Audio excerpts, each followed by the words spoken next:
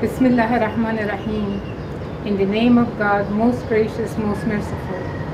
May Allah peace and blessings be upon His messenger, Muhammad, and upon his pure family, and his righteous companion, and all those who follow their examples until the day of judgment.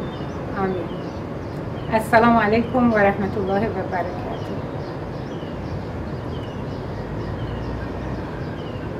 We talked in the last episode more about the creation, how it happened, and how Adam and Eve erred, disobeyed God's commandment, and how they basically had to leave paradise.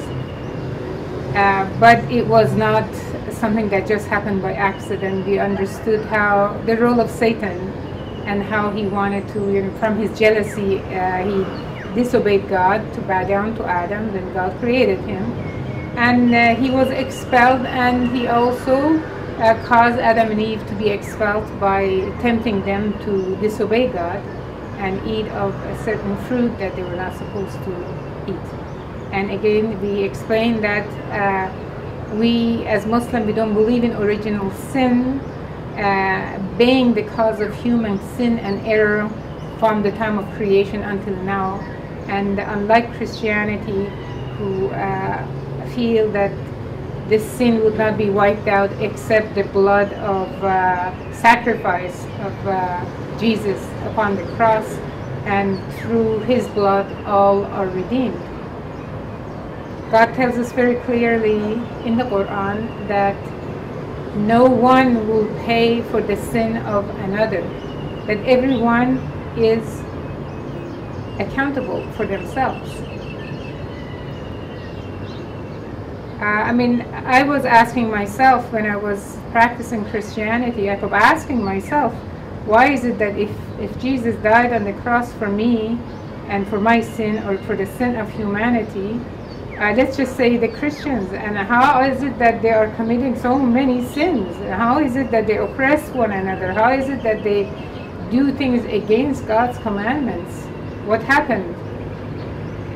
I had to just basically come to some conclusion myself that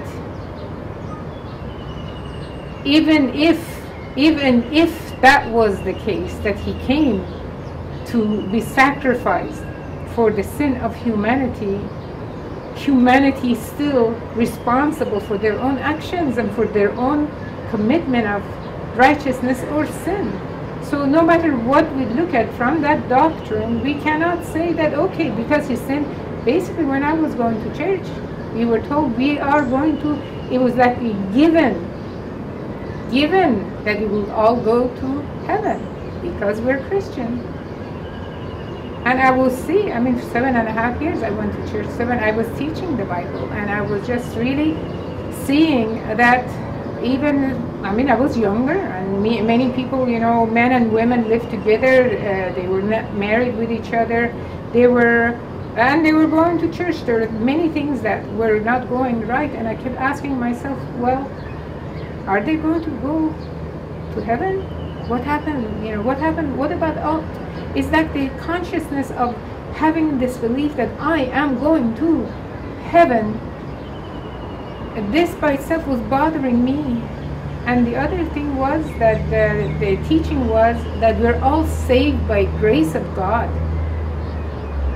not by our deeds. Later, when I came back to Islam, God explains very clearly the deeds and the grace of God is what are needed. But he tells us, yes, ultimately, everyone is saved by grace of God. But this does not mean that your deeds are not counted. It means God would be quite unfair. God would be unfair to us. That if I did everything righteous and my brother did everything unrighteous, and ultimately by the grace of God, both of us would make it to Jannah. Prophet, peace be upon him, he made it very clear that every single deed that we do, even our thoughts, to the level I'm thinking to do something good, or I'm thinking about doing something evil, even our thoughts are recorded. And if I do think about something evil and I don't do it, I get reward for it. If I think about something good, I don't do it, I get reward for it. If I think about something good and I do it, I get up to 700 rewards for just one good deed. So deeds are part of every religion. Otherwise, religion does not have any sense anymore. It's just like basically I am pacifying myself that I am going to Jannah, to heaven anyway, so what is the point of, I can just work based on my desire. Yes, I'm conscious of God. Yes, I'm not going to steal. I'm not going to do this. I'm not going to do that. But ultimately, I am saved. We have people, righteous companions of the Prophet, that they were probably some of the most righteous people. They said, I am not sure I will make it to Jannah, because maybe I will do something wrong. And the Prophet tells us there are some people, they do the deeds of the people of paradise, and towards the end of their life they do something evil, and if it's written for them to go to hell, they end up in hell. And vice versa, somebody does works of people of hell, at the end they change, they do righteous work, and they end up going to Jannah. So my point is that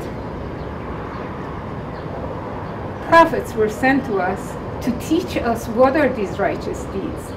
The prophets were sent to us in order to give us the commandments of Allah. But to begin with, they had to basically cast in stone the belief that there's only one God. Because all these prophets that came to bring guidance to mankind, they came to people that had all kinds of idol worshipping and wrong thoughts and ideology in their minds, and they were practicing incorrectly. So then it is important that we make sure in our mind we have this idea of unity, monotheism, cemented in our mind, that there is only one God. Lest we turn one day to someone or something or some idea and seek help from other than Allah, so that we would go astray.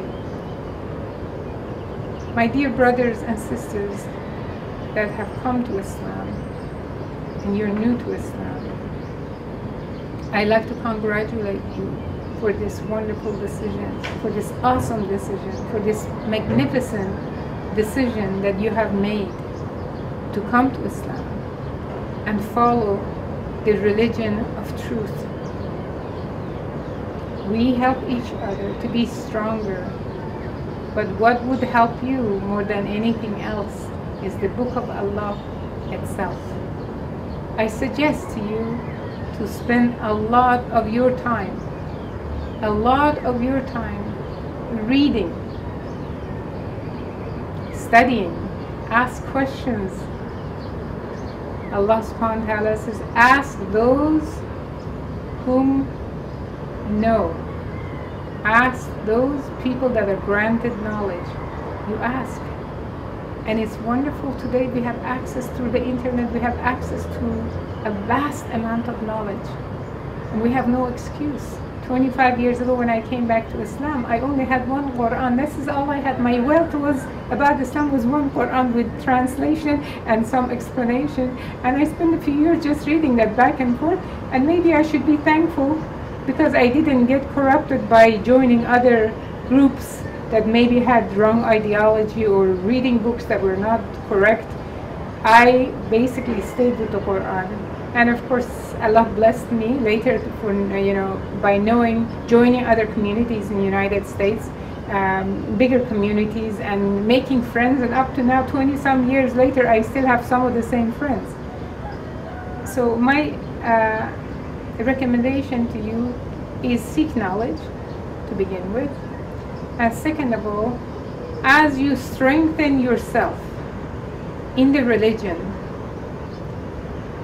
some transformation happens in the mind and the body. I can say I have seen in the United States some sisters that, you know, I became close with that were not Muslim. And at the beginning, they were weak, they were concerned, and there were some marriage problem as a result of the conversion. There were problem with the kids, the problem with the parents, and naturally there were confusion, there were sadness, there were concerns. And I observed that as these people got stronger, some sisters, and specifically I can think about at least a handful of sisters that became Muslim, and they did have challenges that they were going through.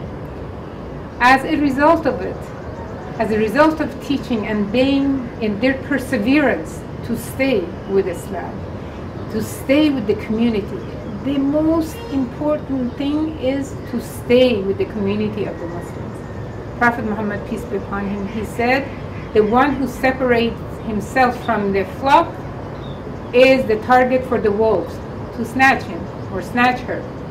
So he told us, do not stay alone, stay with the community of the Muslims. So we must stay with the community of Muslims. We have to be with them, go sit with them, go to their house, invite them, go to their worship, they go to the mosque together, go to the dars, if we stay by ourselves and we are new to Islam, it is almost guaranteed that, you know, we get sidetracked and we end up going to something that is more comfortable. And this is not why we entered Islam. This is not the reason why we embraced Islam. We embraced Islam because we realized this is the only religion that has given us complete truth, word of Allah, uncorrupted. So if we know this, this is what was the case for me. In order for me to be stronger, I had to research the compilation of the Bible and the compilation of the Qur'an. I was serious before this was for me, this is what I did. If you can take my word for it, then you don't have to go through all those years that I researched. I did it for you. I did it for you. This is when I was deciding between Christianity and Islam, and I came to Islam realizing this is the word of God, but prove it to me.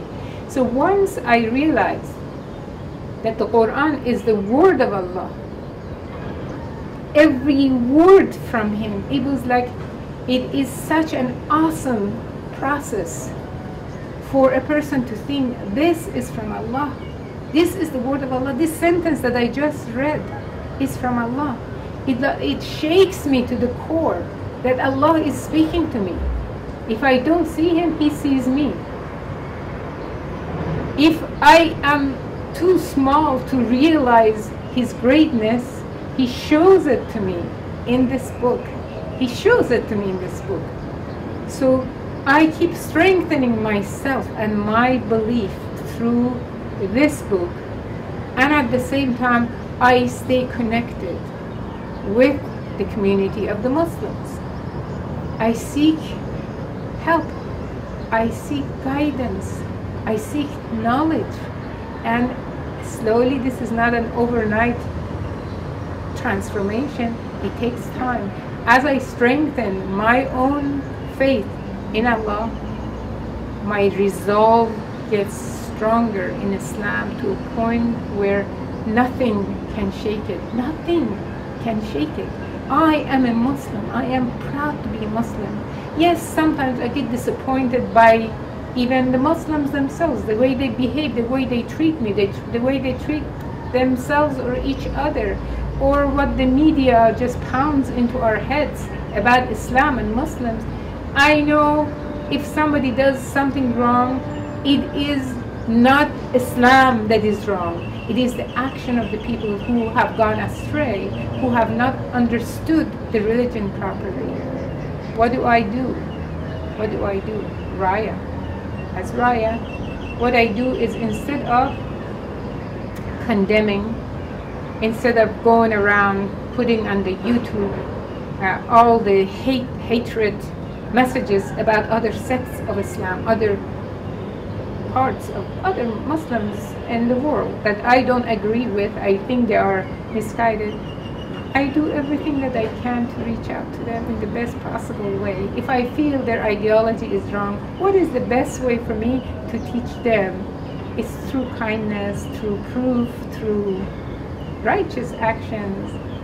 And I know they will never change if I shoot my arrows at them. And this is also the case for those who are new Muslim, to behave the best possible way that they can be with their family, even though they see them misguided, they see them doing wrong things. Be patient with them. Be patient with them. Let your behavior, your actions, they speak louder than words. Many people, families converted to Islam as a result of seeing the change in the member of family that became Muslim. When the time is right, you can open the conversation, you can talk to them about Islam. But to begin with, please do not be reactive. Do not be reactive. Just keep strengthening yourself. Because if you become strong like a rock, what can penetrate a rock? But your heart never becomes a rock. Your heart is always soft. Soft for Allah. Soft towards human beings. Soft towards kindness. Soft, you're compassionate, but your faith becomes like a rock.